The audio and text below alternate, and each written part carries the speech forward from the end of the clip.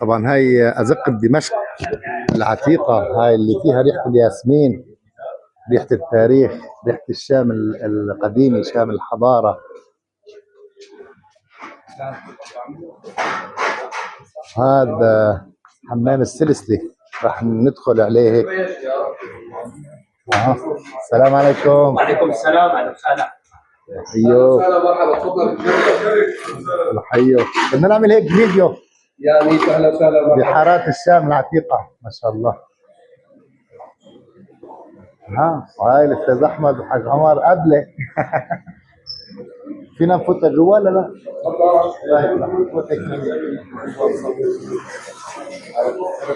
هاي الحمامات ما جاي منها.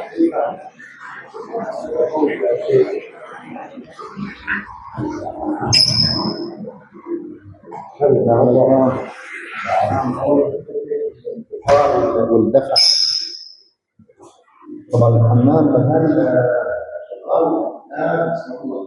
هذا جواني، هذا بيقولوا جواني. الاخ هون حضرتك صاحب اهلا وسهلا فيك. ميت اهلا وسهلا فيك. شرف. هلا حمام السلسلة واحد من اقدم الحمامات العاملة بدمشق القديمة. عمر الحمام 925 سنة، من عام 1100 ميلادي 493 هجري. الحمام طبعا شغال، اكيد محافظين على عراقته، محافظين على تراثه، على تاريخه، على طقوس الحمام. اكيد طبعا. ميت اهلا وسهلا فيك. شرف. هلا هون نحن جواني، قسم الجواني. هون عندنا البسطاني. اختلفت جوا ادفى بكثير. يعني كل ما بتروح كل ما بتحس الحراره اختلفت تدريجيا. انا بشوفهم بالمسلسلات بيقولوا المربع او شيء او براني براني جواني. 3 اقسام. حلو.